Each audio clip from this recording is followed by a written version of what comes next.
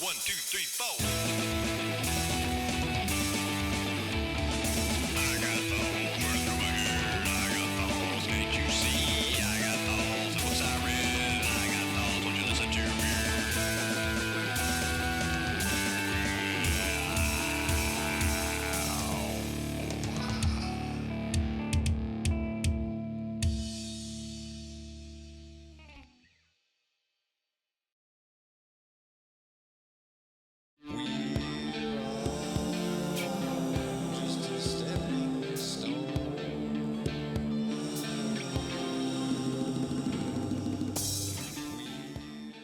That's when he makes the connection with the song.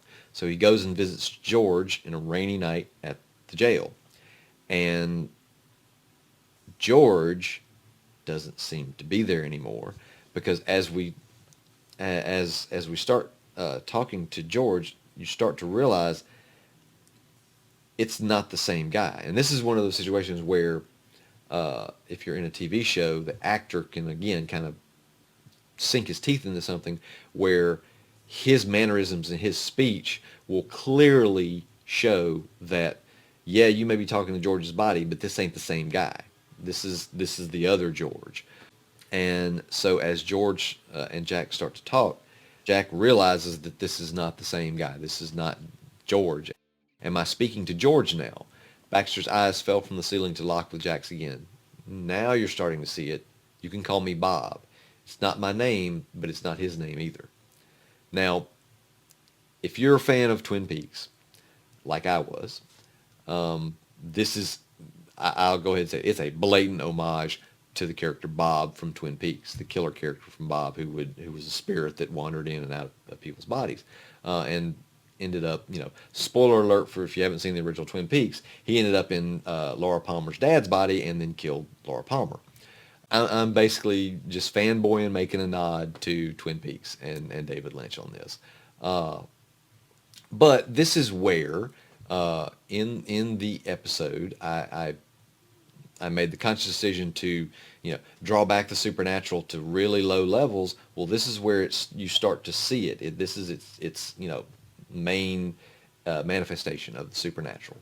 Jack is trying to get him to admit that George, Bob through George, if necessary, killed Sarah. We killed Sarah. Does that satisfy you? We did it. She's dead and we killed her, and it makes no difference. It's coming and nothing you do can stop it.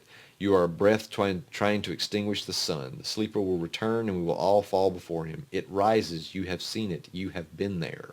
This is where I wanted to leave you at the end of the episode thinking, okay, Bob, the spirit, whatever he is, he's who killed Sarah, and and this other stuff, this sleeper thing. I'm not sure what this is, but this is going to be something that could carry through the rest of. In the sense that it's a pilot, I feel like it was successful in that sense because a lot of television shows you see the pilot episode, and then you get the next episode. And there's stuff that's been retooled. Maybe they've recast an actor or actress. And it just has a different feel. It's a little more settled and things seem to make more sense. And so I kind of look at this one in that same way, is that this one I was kind of trying to find my feet in both the genre and with this character and the story that I knew I wanted to tell. So in the sense that this is a pilot episode or a pilot script almost, I think there are some weaknesses to it based on me just finding my feet with the character and with the story and the genre. Even though I'm a longtime horror fan, Stephen King was kind of one of my first inspirations for writing things. And I wrote a few horror novels in high school. They were terrible, trust me. Although you never know, one of those could recycle, could bubble back up to the top and I recycle it. But just trying to get my feet. So there's some parts to it that I feel like aren't totally successful. And if I was giving the book a review, I would probably go 3.5 stars. Maybe 4 in a pinch. But I think I can look at my work fairly critically and say, okay, that was not my best work. But I can also read it and say that's not terrible. It's not like, oh my God, this book's not worth reading. So, like I said, I put this one in a mid range. I can there are books that I know have written better. This one I'm making an excuse probably, but I would say it's right in there. 3.5 stars, mainly because there were still parts of the concept I was getting my hands around, and thinking of this as a pilot, thinking of this as 6 novellas from the get go, and knowing where that final novella was going to end up, I wanted to add the real scary supernatural, or the supernatural aspects of it. I wanted to take my time with that and really introduce those very slowly into the series, so that at first something's off, but you don't actually, there may be some hints that the things that are off, that are maybe supernatural, they might also be in Jack's head. So I wanted to keep the supernatural aspects very low, almost like if you know fantasy novels, very low magic. Low magic, not a lot of fireballs and lightning bolts being thrown around. More like I can open a lock with a spell. That kind of low horror bubbling under the surface. So that was where I went to go with the first one. So in that sense, I knew that the first stone would be, I'm not going to say weak, but would be one of the. I feel like this is a decent book. It's a good start, but it's definitely a pilot episode. There are pieces of it. I don't know that I would necessarily do much of it differently, but as I was writing the screenplay for this first episode, which as I was writing the screenplay, I did do some things a little bit differently. One of the things I found is that, again, I couldn't necessarily compress the 30,000 words into what would be an hour-long show.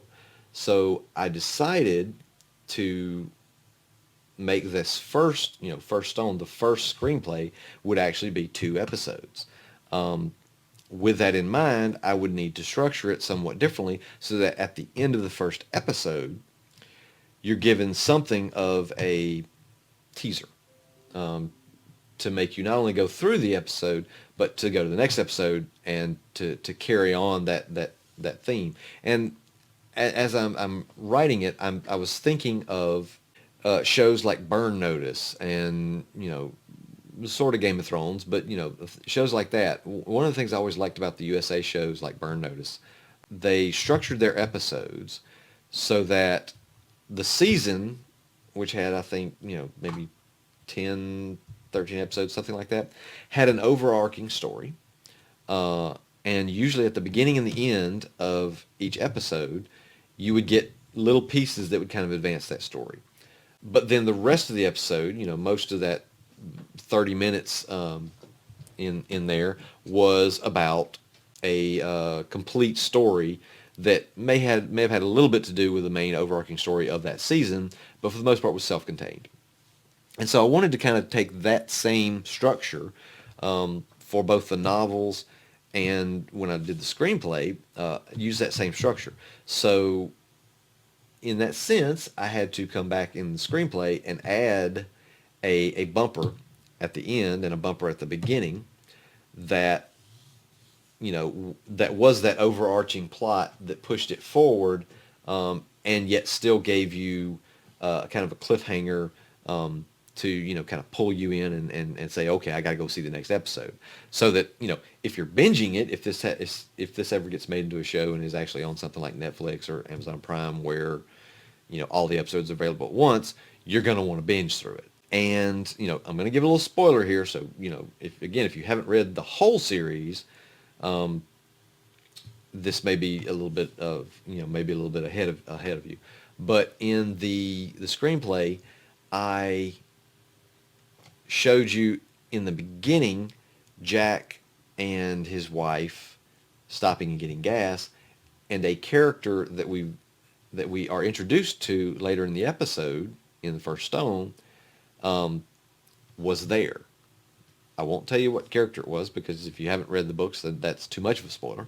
And then at the end of the screenplay, there was a little tag actually, I can't remember if I put it at the end, the Howard Phillips interview where Howard Phillips kills himself.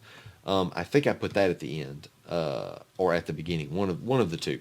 But basically, those two bumpers were an ability to try to, make that to, number one, I needed to pad that first episode out, first hour out a little bit, because cutting it at the specific point I did meant, I had probably 40 to 50 pages as opposed to 60 or 70. So I needed a little bit of length, but it also was a good way to, drag you through the series to, kind of bait that hook and then pull you through.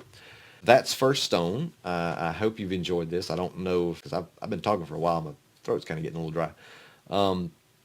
But I hope you've enjoyed it, and I hope you continue to follow this series.